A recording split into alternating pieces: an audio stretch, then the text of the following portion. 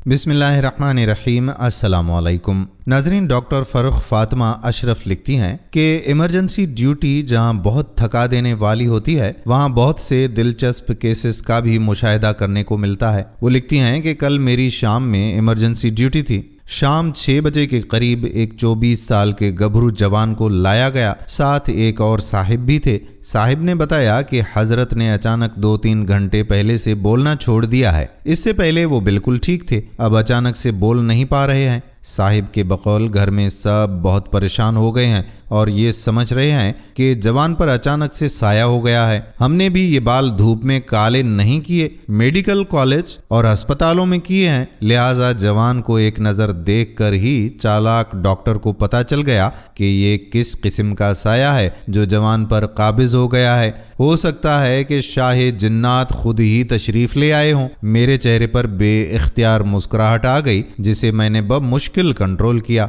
मैंने house officer को मरीज के वाइटल्स लेने को कहा। मरीज का फशार खून, ब्लड शुगर, ऑक्सीजन, टेम्परेचर, नब्ज, गर्ज ये कि हर चीज ड्यूटी पर मौजूद डॉक्टर साहिबा से भी ज्यादा परफेक्ट थी। मरीज का तफसीली मुआयना किया गया। मरीज का आसाबी निज़ाम भी मुकम्मल तौर पर ठीक था। मरीज से जो भी बात पूछी जाती वो इशारों से उसका जवाब देता। 24 साल का जवां साल मरीज जिसने अचानक बोलना छोड़ दिया था, आसपास के बेड्स पर मौजूद मरीज और उनके लवाहकीन भी मुतवज्जा हो गए थे। अब उसके जिन्नात भगाने की जिम्मेदारी हमारे नातवां कंधों पर आन पड़ी थी। मैंने स्टाफ से मरीज को नॉर्मल सलाइन अटैच करने का कहा। मरीज को मैंने कहा कि आपके गले में इन्फेक्शन है, हम इसको ख़त्म करने के लिए ड्रिप लगा रहे हैं। जैसे जैसे ड्रिप आपके जिस्म में जाएगी इन्फेक्शन ख़त्म होना शुरू हो जाएगा। आपने साथ साथ बोलने की कोशिश करनी है। अगर आप बोलने के काबिल हो गए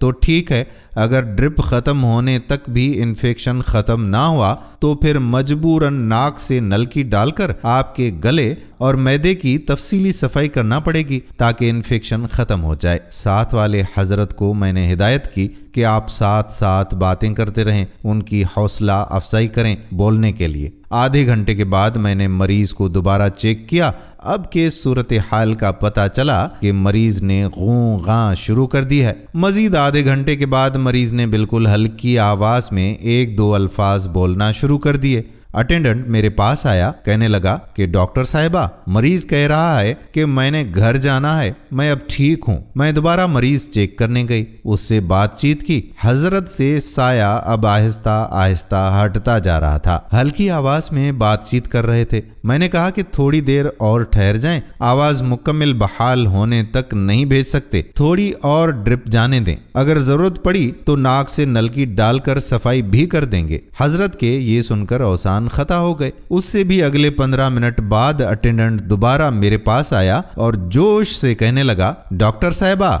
अब जवान बिल्कुल ठीक है, बिल्कुल ठीक बातें कर रहा है। मैं दोबारा हजरत के पास गई। नाक से नलकी डालकर सफाई करवाने के तस्वुर से ही हजरत पर काबिज जिन्नात की शायद रूह फना हो गई होगी, या वल्लाह आलम क्या माजरा होगा। लेकिन अब की बार उनकी आवाज मुकम्मल बहाल थी। मेरी हर बात का पटर पटर जवाब दे रहे थे। मैंने साथ में मौजूद साहिब को तसल्ली से समझाया कि अगर घर में उनके साथ कोई मसाइल हैं और कोई परेशानी है तो उसको हल करें, वरना ये मसला दोबारा भी हो सकता है। शाही जिन्नात दोबारा काबिज हो सकते हैं। उनको मल्टीविटामिन्स एडवाइस कर दी और घर भेज दिया। दोस्तों, इस वाक़े से आप क्या समझते हैं कि उस नौजवान को क्या हुआ होगा? कमेंट सेक्शन में जरूर बताइएगा। आने वाली वीडियो तक अपने मेजबान कादिर बख्श कल्होड़ो को इजाजत दीजिए। अल्लाह हाफिज।